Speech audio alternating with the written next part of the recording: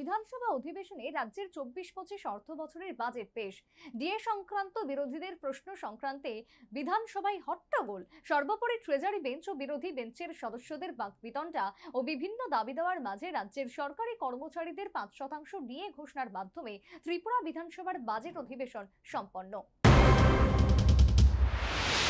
গত 1 মার্চ থেকে শুরু হয়েছিল রাজ্য বিধানসভার বাজেট অধিবেশন।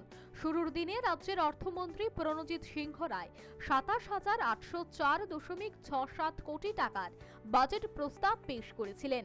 প্রথম দিন প্রশ্নোত্তর পর্ব ও বাজেট পেশে ছিল মুখ্য। শনি ও রবিবার দুদিন ছুটির পর সোমবার দ্বিতীয় দিনে মূলত public demand recovery amendment bill পেশ ও পাশের বিষয়টি প্রাধান্য পায়। মঙ্গলবার যথারীতি প্রশ্নোত্তর পর্ব দিয়ে বাজেট অধিবেশনের তৃতীয় দিন শুরু। বিরোধী বিধায়ক জিতেন্দ্র চৌধুরী একটি প্রশ্নের ট্রেজারি বেঞ্চের সদস্যদের তরফে সঠিক উত্তর না আসায় তিনি ক্ষোভ প্রকাশ করলেন।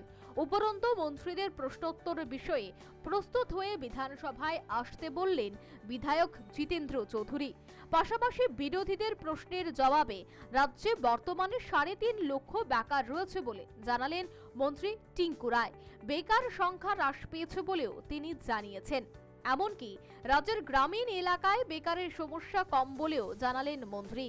আইজিএম হাসপাতালে এক্স-রে ও অন্যান্য পরিষেবা নিয়ে প্রশ্ন তুললেন বাম বিধায়ক রামদাস। এই প্রশ্নের জবাবে মুখ্যমন্ত্রী আইজিএম হাসপাতালে যথারীতি পরিষেবা প্রদান চলছে বলে জানিয়েছেন। একই সাথে বিভিন্ন হাসপাতালে যেন পরিষেবা ঠিকঠাকভাবে চলে সে ব্যাপারে সকলকে দৃষ্টি রাখার বার্তা দিলেন মুখ্যমন্ত্রী। এরই মধ্যে বিধায়ক জিতেন্দ্র চৌধুরী ডিএ সংক্রান্ত একটি প্রশ্ন নিয়ে একটা সময় উত্তপ্ত হয়ে ওঠে বিধানসভা। এক্ষেত্রে বিরোধী দলনেতা সহ অন্যান্য বিরোধী বিধায়করাও দাঁড়িয়ে প্রতিবাদে সামিল হন। তবে পরবর্তীতে ট্রেজারি বেঞ্চের সদস্যদের পাল্টা আক্রমণের মুখে বিরোধী সদস্যরা বসে যান।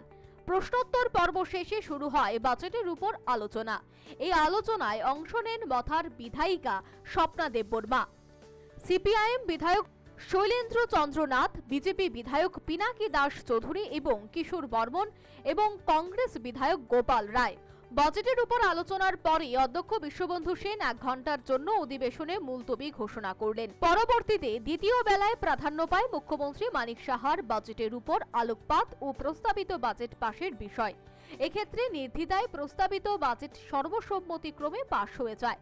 তবে দ্বিতীয় বেলায় রাজ্যের সরকারি কর্মচারীদের 5% ডিএ প্রদানের ঘোষণা নিয়ে বড়সড় চমক দিলেন রাজ্যের মুখ্যমন্ত্রী মানিক সাহা।